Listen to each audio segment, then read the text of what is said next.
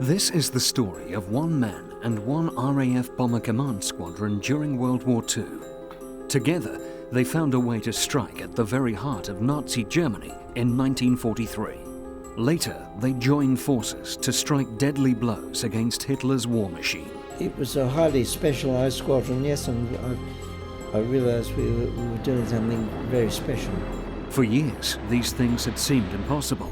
Yet the unlikely partnership of a brilliant scientist and a specially formed RAF squadron somehow turned his theories into reality. The name of the scientist was Barnes Wallace. The air crews were from RAF 617 Squadron, better known to history as the Dambusters.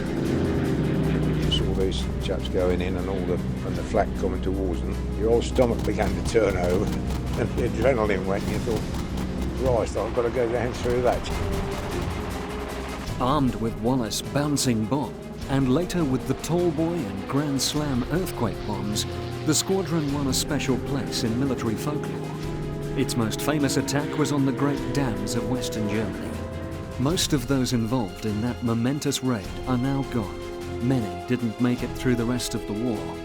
Those who survived and lived into old age had to listen to the arguments about how effective the raid really was.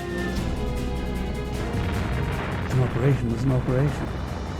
That was a normal life going on, so you did it. If you drop the wing at 60 feet, it would be on the ground. During this program, we'll hear from the remarkable men who knew best because they were there.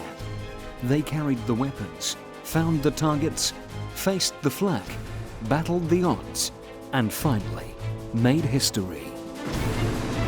We're just sort of looking forward, if you like, into the next trip, because it's jolly interesting. Took that boy's own. We saw the whole bloody wall fall out there.